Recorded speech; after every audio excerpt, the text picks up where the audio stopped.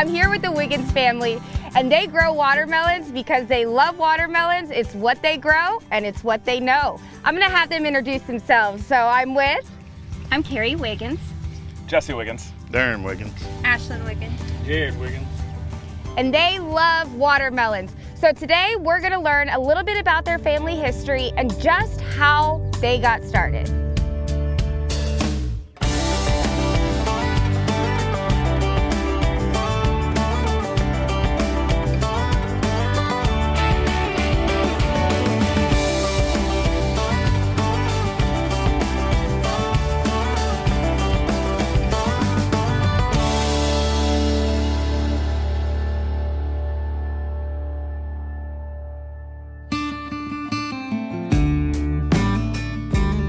Basically, we've been farming all of our life. Our great-granddaddy was farmers, our granddaddy was farmers, and our daddy was farmers. Now I'm a daddy farming, this is my sons that are farming. So we're a several generation watermelon farming.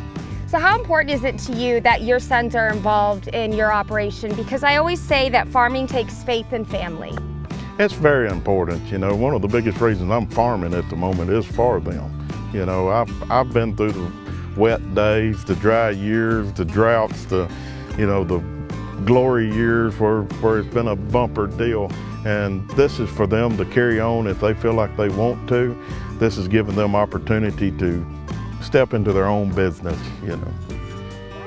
Okay, so it takes faith and family, and every family has a role. Jesse, what's your role? I do the sales for Wiggins Farms. Darren? I'm the farm manager. And the women obviously keep the men in line, so let's just be honest here.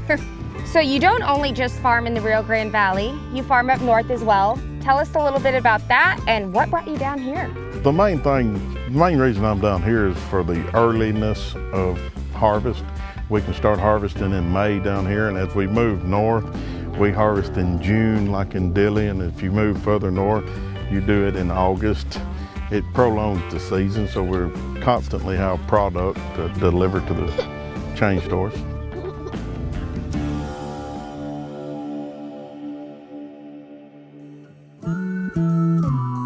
All right, so we find ourselves here in your watermelon field. Tell us, how long does it take for a watermelon to grow from plant to harvest? Generally, from the time we transplant to the time we start harvesting is between 80 and 85 days. You know, cooler temperatures could prolong it to 90 to 95 days, but generally we're cutting in 80, 85 days. How can you ensure that you're getting a sweet watermelon? Does the cold make it sweeter or the hot temperatures make it sweeter? When a watermelon's mature, it's sweet. It's going to be sweet once it's mature, and most farmers try to wait till the watermelon's mature and has reached, 35, 40 days on the plant before we start harvesting. Just look for a fully filled out melon, and a lot of times the belly on them will be a little stained yellow. Now that's not always true, but as long as it's a filled out watermelon with no sides, it's usually a good watermelon. And so I know that there's several types of varieties. There's seed watermelons, seedless watermelons. What type do you grow? Our biggest variety is Cracker Jack, Paradigm, and Fascination. And are those seedless or seeded? Seedless watermelons. They're seedless watermelons. And I think too at home, I don't think you can ever guarantee to get a 100% seedless watermelon. So why is that? Why do we find a couple seeds in our seedless? It's just the makeup of the watermelon.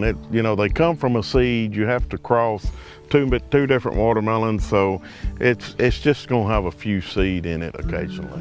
And I know I learned something when I was filming up in Arizona, that there's actually a male and a female when it comes to a watermelon. Is that correct? Correct. And so how do you tell the difference? Most of the seedless are smaller and rounder, and the male plants, the pollinators we call them, are long seeded, the old style watermelon. So that's always a male, you're long seeded. Yes. Yeah. There's tons of watermelons in this field. So how many watermelons do you get per acre?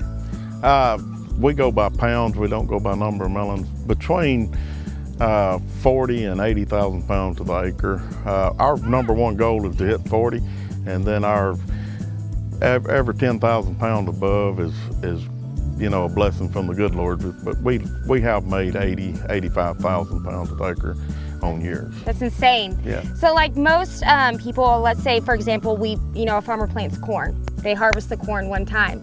It's not the same with the watermelons. You actually get to harvest more than one time. Yeah. How many times do you get to harvest? Generally 3 for sure. We have harvested as many as 6 times, But, we look for 3 cuts to start with. And if the plant keeps producing, we keep fertilizing because we're on drip irrigation, so it's easy to keep feeding the plant, and so it makes it go longer. And what pests are watermelons susceptible to? Worms are one of our biggest pests.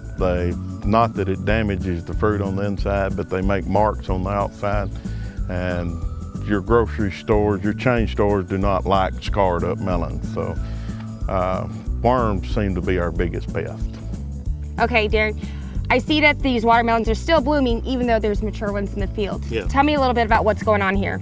Well, actually a watermelon, it tries to set a watermelon about every 7th leaf. And here's a small melon that's coming. Even though it has mature fruit on it, it keeps making over and over and over. So as long as they stay healthy and fed, you can actually possibly make this melon this far out on the end. We have before, you can see them, they're regular scattered through the vines.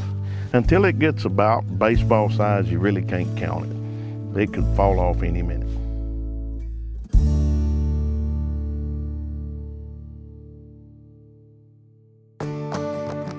All right, ladies, so we've already seen what happens in the field, the magic in the field, as you would say. So what happens here in this shed? This is the packing and shipping facility. So this is where the watermelons come straight out of the field, and then you'll see our packing line shortly, and then headed to the store. So Straight to the store, right? The best watermelons in the store. So the trucks come and unload the watermelons, and then what happens? Okay, as they're unloaded onto the main belt, they come down the line, is what we call it, and they are graded out. They go through brushes, and then you grade them, you sort them, so that only the best quality gets to the stores. So they're all shined and clean. They go down in a different direction if they're all #1 quality, and then from there, the belt sizes them, which tells you if it is a 45 count, 60 count, or whatever it is by the size and the weight. So what is, let's say, give me an example of some of the sizes. What's the largest watermelon? Okay, the largest watermelon is a super size, and then they go to 28, 36, 45, 60, and there's even a size as small as 80. We don't normally do a lot of 80s, but 60 count and up. And it all matters. It all matters like how they're packed. You don't just get them and throw them in a bin. When they're all packed a certain direction, they're all beautiful. Your stickers all face the same. The pretty side of the melon up, your belly's always down. And then they're pulled off the line as each bin is packed and ready to go. There's a forklift driver waiting to pull it off, somebody waiting to replace it, and then they're lined up for your loads to move out of the shed by size and quality. So all these bins here are pretty much organized by size and quality. That's exactly right. Very organized. So in today's society, I think it's really important that people know where their food is coming from, and I think that they want to know where their food is coming from. So how do you as a family and business ensure that people can get that? yes, so as soon as they come off the line, we put a PTI tag on them, so that is Produce Traceability Initiative tag. So you know the pack date, the place of origin, the field, every piece of information that they would want to know, we have.